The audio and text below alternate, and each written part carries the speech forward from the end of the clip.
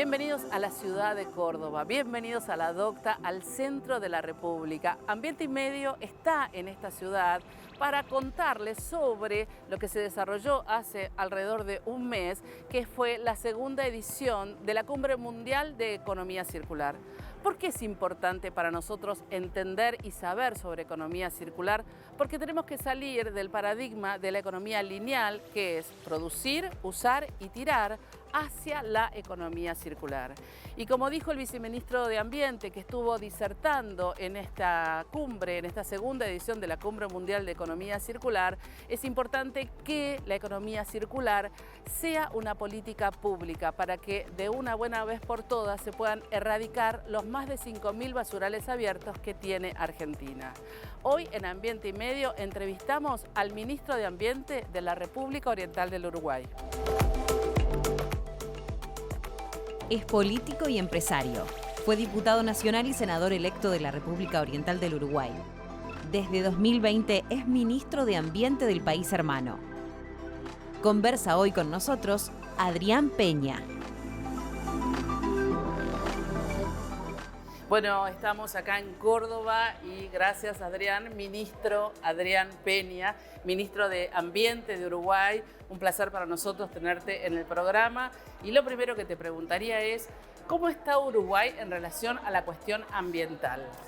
Bien, bueno, gracias por la oportunidad, es un gusto. A ver, Uruguay no es un país con grandes problemas ambientales, es un país que ha tenido escaso desarrollo industrial, entonces los grandes temas vinculados al ambiente tienen que ver con compatibilizar, digamos, todo lo que es el desarrollo productivo del país, que es muy importante, porque esa es la base de nuestra economía. Recién lo comentaba, nuestro país es un exportador de alimentos, el 80% de la producción de carne se exporta, el 70% de la producción láctea se exporta. Entonces, nosotros estamos produciendo alimentos para 10 veces nuestra población y la atención mayor, digamos, se da en tratar de ordenar eso. Luego, en materia industrial tenemos los efluentes industriales controlados. Más del 80% de los efluentes industriales están controlados hoy en tiempo real por el Ministerio de Ambiente. Es una cifra récord, digamos, en la región, incluso comparado con países desarrollados. Y bueno, creo que el gran desafío es ese. Luego tenemos problemas urgentes, ¿no?, que son los que tienen que ver con la gestión de residuos, claro, en los que estamos avanzando de manera rápida, aplicando una ley que le da rango precisamente legal a la responsabilidad extendida del productor, es decir, el residuo de responsabilidad de quien lo produce o de quien lo importa, en definitiva de quien lo integra al mercado. ¿Ustedes ya tienen ley? Tenemos ley y a su vez estamos sacando los decretos reglamentarios de esa ley. Okay. Por tanto, ya la responsabilidad extendida está en las cubiertas, en los neumáticos, en los residuos hospitalarios, está en los envases de agroquímicos, ¿no? Y ahora se incorpora a los envases comunes, digamos, donde tenemos una escasa recuperación, con 2 decretos que obligan a tasas altas de recuperación a los industriales, 30% de recuperación en el año 2023 y 50% en el año 2025. Bien.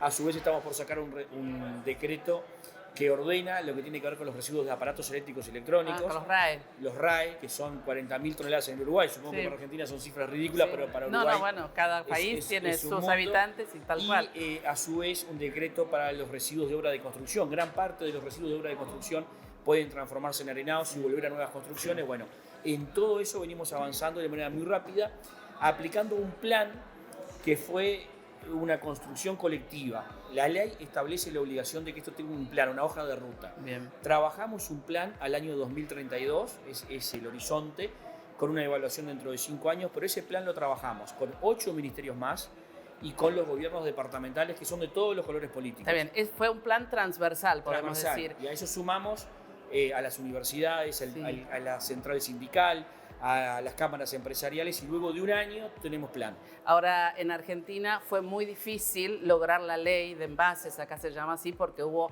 bastantes situaciones conflictivas con aquellos que hacen los envases. Digamos. Sí, a ver. Digamos, con los productores. ¿En Uruguay tienen algún conflicto en ese sentido? La tensión existe, obviamente la ley primero y los decretos que estamos sacando después han sido resistidos, pero hay una fuerte decisión política de avanzar en ese sentido y hoy ellos, los empresarios, tienen claro que mientras esté este ministro no va a haber marcha atrás en esas resoluciones y esos decretos.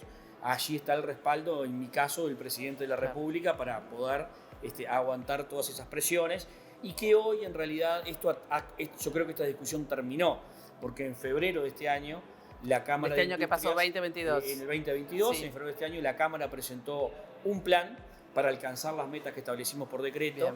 Te corro un poco del tema Sí. de la economía circular, de los residuos y te llevo a las energías renovables. Uruguay, ¿cómo está posicionado en ese sentido y cómo están en cuestiones de transición energética? Bien, la primera transición energética fue un éxito. Uruguay tiene el 98% de su energía eléctrica en base renovable. Sí. Hidroeléctrica, eólica, solar, y también tiene un componente muy importante de base de energía renovable en biomasa.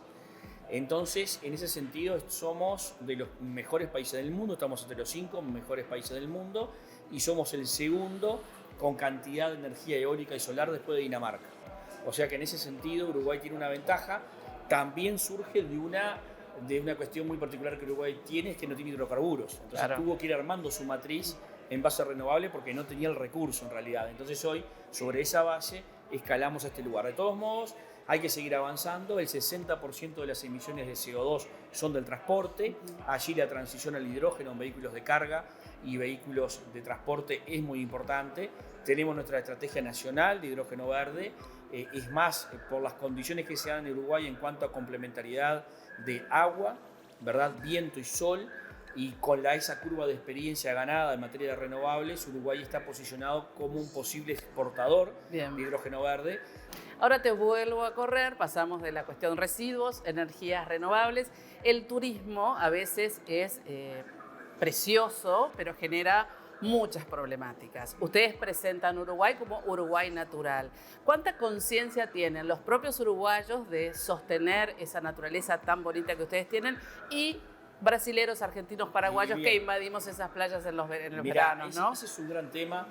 Creo que los uruguayos esto lo entienden, lo sienten, pero hay allí una tensión entre el desarrollo, el inmobiliario, por ejemplo, y la preservación. ¿No? Hoy tenemos un arco de playa, qué sé yo, por decirte, desde pasando José Ignacio hasta el Chuy, casi virgen todavía, que se preserva prácticamente como originalmente era. Pero el resto del territorio ha tenido un avance impresionante en materia de construcciones. ¿Qué pasa? Toda esta zona turística tan linda que a los argentinos les gusta tanto, es una zona que hace 60, 70 años tuvo un plan de fraccionamientos. Cuando se fraccionó no se conocía nada, por ejemplo, sobre el cambio climático. Claro. Entonces resulta que zonas que habría que preservar y no tocar para mantener la belleza del lugar, hoy son propiedad privada. Y avanzar sobre eso es muy complicado, porque el derecho a la propiedad es un derecho consagrado en la Constitución y es de los más cuidados. Entonces, allí tenemos un problema y permanentemente tenemos desde el Ministerio de Ambiente conflictos entre desarrollos inmobiliarios que no podrían estar por cuestiones ambientales, pero que sí tienen un derecho de propiedad adquirido. Hay allí todo un tema y yo creo que Uruguay se debe una gran discusión con respecto a sus costas. Mirá, el 72% de la población de Uruguay vive en las costas, ¿no? Y el 60% de los ingresos de turismo del Uruguay son de nuestras costas. Entonces allí tenemos todo un desafío de cómo preservamos esa riqueza, cómo la cuidamos y cómo logramos, obviamente, el desarrollo económico que es necesario para sobrevivir. La ultimísima, cambio climático. ¿Cómo, tienen ley? No tenemos ley de cambio climático, pero sí tenemos, digamos, Uruguay fue de los primeros países con medidas tempranas de mitigación. Tiene su NDC con objetivos ambiciosos el año 2025, la contribución nacional determinada, que eso es lo que cada país debe cumplir. Y estamos construyendo en este 22 nuestra NDC al año 30. Bien. Pero el gran tema, y aquí trabajamos mucho, y esto es algo que repetimos con el ministro Cabandier de Argentina, en cada foro internacional, nuestro tema es la adaptación. Es decir, cómo la ciudad y las infraestructuras y las personas se adaptan al cambio climático, que es una realidad. Allí los países centrales, los países desarrollados están en deuda con nosotros porque no aportan los recursos a los cuales están comprometidos, como estamos nosotros en el Acuerdo de París. Claro. Y allí creo que tenemos que seguir reclamando por esos recursos, porque, por ejemplo, nosotros tenemos ya plan de adaptación a costas, plan de adaptación agropecuario, tenemos plan de adaptación a ciudades e infraestructuras, pero no tenemos recursos para implementar esos planes. Y allí es donde la comunidad internacional nos tiene que ayudar. Un país como Uruguay, que explica el 0,04% de las emisiones. Muy poquito. Nada. Muy poquito. Es un gran afectado por el cambio climático, es un gran perjudicado, y para nosotros el tema es central. Nosotros aspiramos a lo que denominamos paridad política entre mitigación y adaptación. Hay que reducir emisiones, bárbaro, pero hay que ayudar en materia de adaptación. Muchas gracias, Adrián. Con mucho gusto. Un gustazo para nosotros. Y a la orden, y supongo que para los cordobeses también tenerte acá. Así que... Fantástico lo que están haciendo, la verdad que lo de Córdoba, como decimos en Uruguay, la sacaron del estadio. Muchas gracias y nosotros seguimos con más Ambiente Medio.